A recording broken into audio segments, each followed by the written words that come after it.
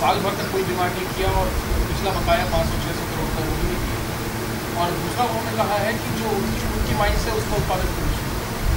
वही तो हमारी मांग, वही तो मांग रहे हैं हम लोग। जो माइंस हमें अलॉटमेंट की गई है भारत सरकार से, उसी की मांग है। और मेरी मिस्टर आर.के. सिंह जी से बात हुई, जो बिजली मंत्री हैं, उनको मैंने पूरा ब्रीफ किया है।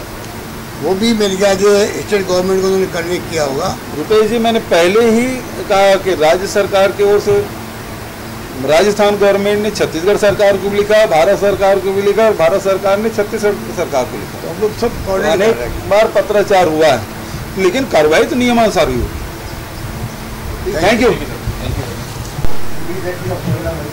देखो, हमने तो अपनी बात कह दी है और मुख्यमंत्री जो कह रहे हैं बिल्कुल मैं अप्रिशिएट करता हूँ, क्योंकि स्थानीय मुद्दे भी होते हैं। पर्यावरण का मुद्दा अपना बड़ा मुद्दा होता है। उन सब बातों को देखते हुए जो भारत सरकार ने अलॉटमेंट किए हैं, वो अपना असेसमेंट करते हैं, उसके बाद में अलॉटमेंट होते हैं, राज्य सरकारों को होता है। ये भी स्टेट गवर्नमेंट को अलॉटमेंट किया हुआ ब्लॉक है। तो पारसा ईस्ट और कांटा बेसिन, ये ब्लॉक में हमारा काम चल रहा है, उसकी एक्सटेंशन की बात है। और पारसा का जो नया 5 मिलियन टन का ब्लॉक है, उसकी बात हम मांग कर रहे हैं। क्योंकि हमारे यहाँ तो अगर छत्तीसगढ़ हमें मदद नहीं करता है तो हमारे ब्लॉकआउट हो जाएगा, ब्लैकआउट हो जाएगा वहाँ पे राजस्थान के अंदर। जो 4,500 मेगावाट पावर जो प्लांट है, 4,500 मेगावाट के, वो बंद हो जाएंगे। तो हमें बहुत बड़े संकट का सामना करना पड़ेगा। इसलिए हम खुद को आना पड़ा यहाँ पर। मैं उम्मीद करता हूँ कि आप पूरा एग्जामिन करवाएंगे अपने डिपार्टमेंट से और जल्दी फैसला करेंगे। हमारे लिए फैसला जितनी जल्दी होती अच्छी बात है। पहले भी हमने कई बार रिक्वेस्ट आपसे करी थी, आपकी मजबूरी हो सकती है इसलिए आपने उसको स्वीकार नहीं किया। आज तो मैंने कहा राजस्थान प्रदेश वासियों की तरफ हम आए हैं यहाँ पर, क्योंकि पूरा प्रदेश संकट में है और बहुत चिंतित भी है क्या होगा आने वाले वक्त के अंदर। मेन बात ये है। राजस्थान में कितने दिनों का कोयला बचा होगा? हमें की बात जो कही थी और उसके कारण से कुछ रिलैक्सेशन मिला था। अभी भी हम लोग को जीएसटी तो मिलता है, लेकिन उसके अगेंस्ट में कर्ज ले रहे हैं। तो एक तरफ हमको कर्ज में डाल रहे हैं और भारत सरकार रॉयल्टी भी नहीं बढ़ा रही। इस रिक्वेस्ट हमने कई बार की है। ठीक है, बहुत बहुत धन्यवाद। और कुछ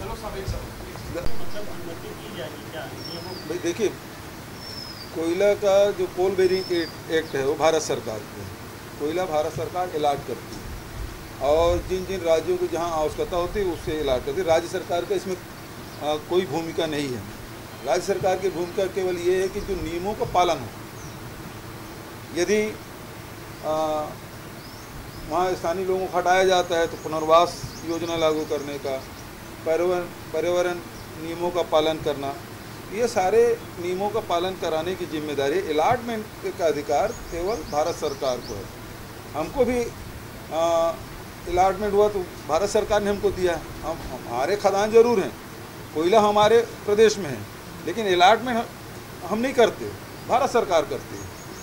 जो संपत्ति भारत की कोल बेरिंग एक्ट के तहत ही ये संचालित होता है। तो उसने छत्तीसगढ़ में राजस्थान को जहाँ अलाट किया हुआ है, महाराष्ट्र को अलाट किया हुआ है, अन्य प्रदेशों को भी अलाट हुआ है, तो उन राज्यों में वहाँ से कोयला जाता ही है। ठीक है, रॉयल्टी का नुकसान आप अलाउ भी करते हैं तो 2 महीने लगेंगे जो खदान को काम लेने के अंदर। अभी तो हम ऐसे ही काम चला रहे हैं अपना। बड़ा संकट की घड़ी है वहाँ पर। देखिए, छत्तीसगढ़ में जो कोयला है उससे तो पूरे देश में कोयला जाता है, बिजली पहुंचती है। और यहाँ जो एनटीपीसी की जितने भी थर्मल पावर प्लांट हैं, चाहे सीपत का हो, चाहे रायगढ़ का हो, चाहे भिलाई स्टील प्लांट से साथ जो मिल के लगा है, उससे पूरी बिजली तो आपके गुजरात, उड़ीसा, गोवा, तेलंगाना, महाराष्ट्र, ये सब में भी बिजली यहाँ से जाता है। तो छत्तीसगढ़ से पहले भी पावर जाते रहे। कोयला ACCL के माध्यम से पूरे देश में पहुँचता है, जो उनके माध्यम से। लेकिन हमको पर्यावरण को भी ध्यान रखना है और स्थानीय लोगों के हितों का भी ध्यान में रखते हुए नियमानुसार कार्रवाई होगी। ये मैं आज राजस्थान के मुख्यमंत्री माननीय अशोक गहलोत जी और उनके ऊर्जा मंत्री भाटी जी और उनके सभी आला अधिकारी यहाँ उपस्थित थे। और यदि प्राइवेट केएफटी माइंस हो, यदि गवर्नमेंट के अलावा, तो उसमें प्रीमियम मिलता है और रॉयल्टी भी मिलता है। राज्य सरकारों जब अलाट होता है तो केवल रॉयल्टी मिलती है, वो नुकसान जरूर होंगे वो। और यदि जैसे भारत सरकार पिछले समय जो कानून बनाए कि हम सबको नीलाम करेंगे, नीलाम तो कुछ का हुआ, कई 3 बार हो गए नीलामी करते। पहली बार में जो आया वो तो 3100 रुपया प्रीमियम था, तो जितने लोग लिए थे सब अब कैसे करके पिंड छुड़ाएं, फंस गए हैं वो लोग, तो पिंड छुड़ाने की कोशिश कर रहे हैं। और दूसरे नीलामी में, तीसरे नीलामी कोई लेने वाला नहीं। अभी जो लिए हैं तो उसमें एक खदान प्राइवेट में हुआ है, दूसरे को तो लोग राजनीतिक कारणों से वो शुरू नहीं होने दे रहे हैं। लेकिन राज्य सरकार को अलाट करने के कारण से निश्चित रूप से छत्तीसगढ़ को रॉयल्टी का, यदि सब खदानों के हिसाब करें तो 30 सालों में 9 लाख करोड़ का नुकसान होगा। 30 सालों में यदि प्राइवेट, जैसे भारत सरकार कहती है ना, पिछले समय तो आरोप लगाए थे 1,86,000 करोड़ का नुकसान हुआ और जांच भी हो, कुछ नहीं निकला। और उसी असेसमेंट के हिसाब से करें तभी 9 लाख करोड़ का हमको नुकसान हो रहा है। क्योंकि राज्य सरकारों को यदि कोयला खदान देते तो हमको 100 रुपया रॉयल्टी मिलती, यदि प्राइवेट को कर दें तो अभी 31 तक मैक्सिमम गया है प्रीमियम, रॉयल्टी अलग।